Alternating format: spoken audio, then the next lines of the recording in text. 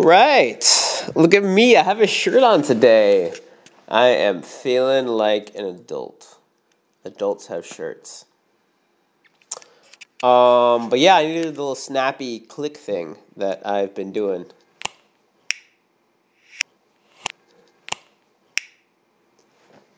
And then I'll reverse and shit. But it already did that for you guys, so you don't have to get me to say it. Figuring out the setup. This camera was in a really bad place for yesterday's video, where I was a bit vulnerable. Oh, I said something that was so scary to say, but I said it, and it will not be taken back. Watch that video if you want to watch it. This video will be about phones, and one way that I make a little extra cash, which is fun as fuck. A little bit of a paid promotion.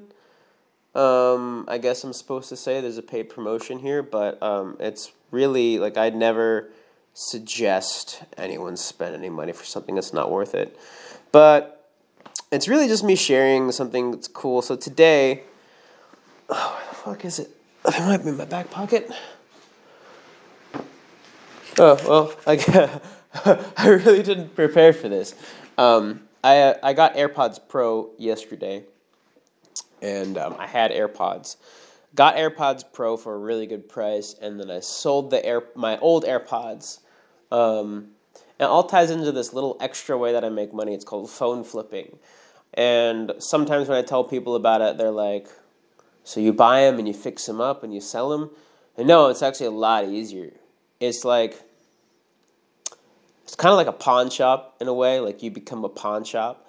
There are people who need money, you know, either for paying bills or they want to buy a nice present for their family, and they don't want to go through the hassle of selling their phones on Craigslist or selling their phones on eBay. And some people think it's dangerous, and there are dangers that can happen of selling your phone on Craigslist, you know, or like in meeting up in person, or you don't know about how not to get scammed.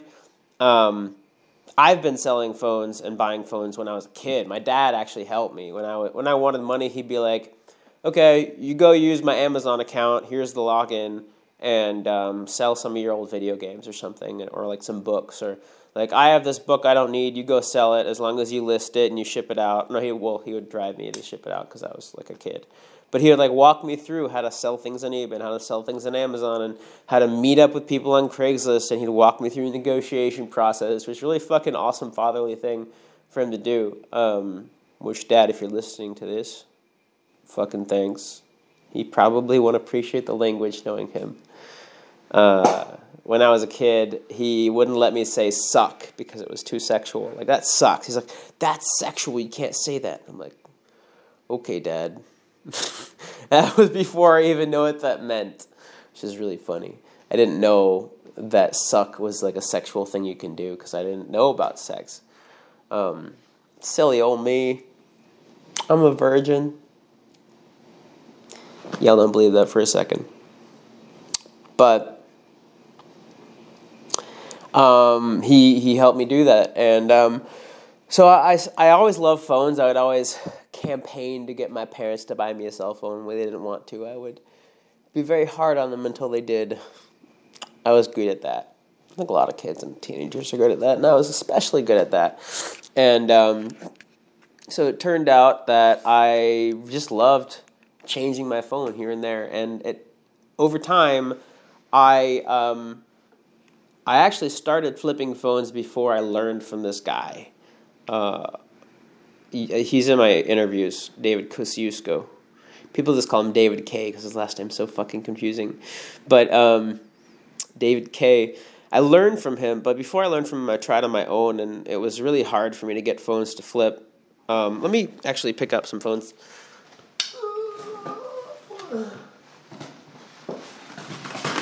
These are the 3 phones in my inventory right now.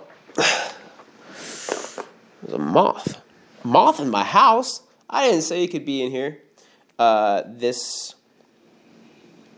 iPhone 11, cracked back iPhone 11. Pop that bad boy right there.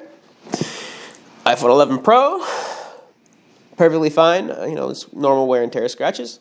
This one is actually a fun story. It was my friend, I had an ad on Craigslist to buy these, That's one of the secrets. Well, it's not really a secret because he puts it in his free videos, but that's one of the secrets of the course that David K has, is that you advertise that you buy them on Craigslist so people come to you. It's a great negotiation tactic. But my friend was like, hey, are you Joe, my friend? Because you look like him. I'm like, yeah, this is Joe. Who's this? Because I had my business phone, doesn't have my contacts in there. She's like, oh, this is Sarah. And I'm like, what the fuck? It's crazy. So I sacrificed a little bit of profit because she was a friend, and I bought this for her. She's getting a new phone today, or she got a new phone today since it's late. I texted her. I'm like, what kind of phone did you get? She's like, I don't know. I'm in the store. And I'm like, cool. And this one's the one I picked up today, iPhone SE 2020, the one that came out this year. So yeah, good fucking phones. I like them, but they're not mine. Well, I mean, they're mine, but I'm reselling them. And I just like it because I carry around a lot of cash. I feel like a fucking baller. And then I meet up with somebody who's like, hey, I'll sell you my phone. And then like I'll negotiate them down, which makes me feel like a baller. And then I'll get a really good fucking deal, and I'll have a lot of phones. And like, for instance, yesterday, somebody wanted a little extra cash between paychecks. She works at Tesla. I bought some stuff from her before, and she'd messaged me. She's like, hey, I got some AirPods Pro. Do you want them? And I'm like, sure. I looked up how much I could sell them for. I'm like, well, I could resell them for this much. Let me buy them for $50. Let me see if she can give them for me for $50. I'm like, hey, I'll give you $50 for them. Can we meet up soon? And she's like, yeah, it's totally fine. And then we met up, and then I was like, you know what? I actually kind of want to keep these. So let me see if I can sell my regular AirPods for at least $50. At least I want to make it at least a wash. And they ended up selling my AirPods Pro today for $70. So not only did I make $20 out of the deal, I also upgraded my own headphones. Although I do notice that while the AirPods Pro, the quality of the audio is a lot better. I really like how the AirPods would like overwhelm me with bass. I really like this. There's some songs where I just crank it up, fuck the shit out of my ears and my hearing, which is probably not a good thing for me to do. But fuck the shit out of my hearing, and then like whoop, whoop, whoop, whoop, whoop, whoop, whoop, whoop. There's one song in particular I'm thinking of that I was listening to with my new AirPods Pro, and I'm like, the quality is better. It's a lot more nuanced, but I really am missing the bass. But I don't know. I still like the AirPods Pros. They're nice. Pretty cool. So the point of this is just a little bit of share about some cool thing I'm doing that I kind of like to talk about and like to do. And then also offer you guys insight into this guy. His name is David Kosciuszko. He has a free YouTube channel. Like, there's a lot of the tips that help me make a living out of this. And not only does he have that, he also has a course that I bought. I would 100% suggest it. It's not super cheap. And when it comes to courses, it's about like average price for a course. But let me just give you a hint. So 2 years ago, I started phone flipping, and I took 2 years off. Really not a good fucking reason to take 2 years. Like, I don't really know why I took 2 years off. I think I was kind of scared of the success that I got. That was part of it. And then also I didn't manage the money well. So like, you have to keep a lot of money to buy phones. I started with $600. And that 600 after 2 weeks, once all this stuff sells, that 600 will be about 1,100. It'll almost double. It'll be about 1,100. Even like 1,100, 1,150. It'll almost double in 2 weeks. I've almost doubled the 600 in 2 weeks. With not much work a day. Like, it's not even that much time. It's not that much time at all. The phones, like the way that it works, it sells itself. But the first year I did this, which was around June of 2018, I turned $4,000 into $7,000. So $4,000 when it comes to the money I put in. And that's like the money to buy the things, and like also shipping was net revenue. So I don't think that includes shipping, but that includes like the money to buy the phones. And then I turned that into $7,000, and that's $7,000 net revenue. So gross revenue is a little bit more, like maybe 75, I don't know, maybe 7,800, something like that. And then like Some of it so I sold some in person and some on eBay, and after shipping fees, shipping costs, and then like eBay fees, it was about $7,000 net revenue. So that's $3,000 net profit. So $3,000 net profit in 3 weeks with $4,000 capital. Now I restarted it. I actually didn't even have that $4,000. I borrowed it from people, so I'd be like, so part of it was like, I would have zero money. I'd be like, well, this is $600 phone I want to get. I'd be like, hey, just letting you know, I have this opportunity to buy this phone. I could resell for $600. It's like at that time the 10 I think was the newest one. So like it's an iPhone 10. They go for $700. This guy's giving it to me for $400. If you give me $400 today, since I don't have $400, I will give you half the profit. And so I'll give you, I don't know, $550. So if you give me $400 today when it sells, can't guarantee when that will be, but it'll probably be within a week. I'll give you $550, and I got a lot of money for that. So like even if you don't have capital, that's one way you can do it. And now I'm not doing that because it was a little bit hard for me to manage all those relationships, and some people I paid back a little late. Not necessarily because I didn't get the money, but because it was like really hard to manage all that. So if you're afraid of managing all that, then there are some people who started with, I don't know, $50 or even less, and they bought like a really shitty old phone. Like they only bought like 5S's or something, and then they resold those for like from 15 to like 30, and then that like from like 30 to like 50, and then from like 50 to 75, and then like 75 to like 150. So you could start with less. It just will take you longer.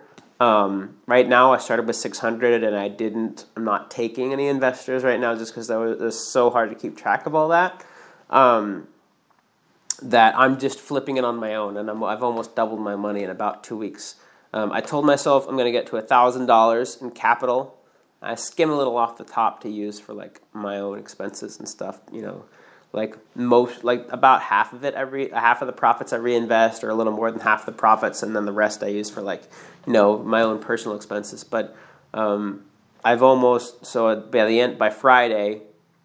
I mean, I'll just if everything sells tomorrow, it'll be like tomorrow. But I've told myself by Friday, the $600 I put in, that needs to be $1,000, and I'm on track to do that. And then I want to double that again in maybe another 2 weeks. But I have to figure out exactly what my goal was going to be. Probably 2 weeks makes sense to double like 1,000 and 2,000. That should be pretty easy. If you do it right, if you follow the course, it just kind of happens by itself. It's really nice. But yeah, so I guess I wanted to share that opportunity, give you guys, there's a link in the description. I'll link my interview with David Kosciuszko. I did that, I don't know, a year and a half ago or so. And I've sold the course to a few people. It's worth it. I paid my own money for it. I didn't get it for free. I actually became an affiliate after I took the course and did really well in it. And then me and David were both mentored by a guy named Matt Pocious. He is actually how I figured out about his course and stuff. So like we had this connection. I took his course. I met him in person once at this like mastermind thing. I think I actually have some videos about that on this channel. I think it was in 2017, but that was before I went to Colombia. That was a few months before I went to Colombia. I think I know I made some vlog videos about my time visiting the San Francisco Bay Area, and the reason I went there was to visit David K. So I think I actually have some videos about that, believe it or not. If I do, I'll link them in the description. But I'll also give you a link to the course. But there's also some free, like the link, you can get some of the free stuff. Like I actually got my dad into phone flipping for a while, and he was doing pretty well with just the free stuff. He never actually bought the course, but he started building a business and like really getting a lot of good cash from just David's free stuff, which is pretty cool. So that link that I'll give you, yes, I get a commission if you buy the course at no extra cost to you, but it's fucking worth it. Again, I turned $4,000 into $7,000 in 3 weeks, this many weeks. Like imagine what you were doing 3 weeks ago. If you got $3,000 out of that, and that was like only a couple hours of work a day, like I think like for me, I actually didn't have a car. I took a bus to go get the things, and like the bus sometimes was like an hour each way. And then sometimes I'd take the bus an hour there, and then it wasn't a good phone. I couldn't make the deal, and I'd like waste time. So, but even with all that bus route, if you have your own car, it's easy as fuck. Even with all that bus route, though, like with that bus route, it was still like a few hours a day. It wasn't that much at all. Yeah, cool fucking opportunity. I guess there's not much else to say. It helps when in living a passionate life. It helps to have money coming in a lot of different ways, and for those ways to be freeing, and for like when I need to be my own boss, that's something I keep relearning. There are some times where I go and I get a job out of necessity, or because like I'm like, well, is this really who I am? Am I really an entrepreneur? Am I really somebody that wants to do my own thing, or a creative, an artist? Am I really an artist? And then every single time I try to get out of this because I'm scared. Maybe I'm like, I don't have enough. Like I see like, oh, if I keep doing this, I'm not going to have enough money to pay rent. I get scared. Then I'm like, fuck it, let me get a job. I get so fucking resentful. So I always like to find ways to make money doing things that I love, or at least things that are neutral. I would like a baseline of the thing that I make money has to at least have zero effect on my happiness. I'd like it to have a positive effect, but it has to at least have a a neutral impact. And then, but sometimes like jobs tend to have a negative impact on my satisfaction. Some people can deal with it. Some people can deal with having somebody else tell them what to do and when to do it. I have a very, very short amount of patience for that. Very short. And I've had people tell me that I have a problem and that I need to fix it. And I don't think so. I don't think it's necessarily a flaw. It can be a flaw, but it can also be a strength. I think it's something that propels me to do things that I want to do. And if I didn't have this frustration, then I would probably be stuck doing something that really I wouldn't like to do, and I wouldn't see building something for me. No knocking it against people who like that. There are a lot of people who prefer the consistency of jobs and the predictability, and I don't think there's anything wrong with that. It's just not me at all. And sometimes when I'm like, well, is it me? I try having a job, and I very, very, very, very quickly see, like, no, it's not me. I don't know. It's not necessarily something that I decided. It's just something that is part of me. I have a lot of resentment when somebody else is telling me what to do, and I very quickly lose patience and quit jobs very quickly. Even if I have great bosses, there are some jobs that I had great bosses. They worked with me. And they were like empathetic, and some people are like, maybe it's your boss. I'm like, well, I would think so, but there are also experiences where my boss was fine. My boss was great, and it wasn't anything bad about my boss, and it just didn't work out because I had too much resentment that anyone was telling me when I could do something or not do something, which is, for most jobs, that's a part of the job, is like they have ownership of your time in a way, and they're giving you they're giving you compensation for that time, but they still have the ability to tell you, hey, you need to come into work now. So anyway, I went on a little bit of a rant and a tangent, and I guess I just gotta sell these bad boys. I love holding these phones. They're so nice and hefty. Hefty. I like that word. It's a good word. Ooh. When I thought it dropped, that would suck. All right, cheers, folks. If you like this, subscribe, and see you next time.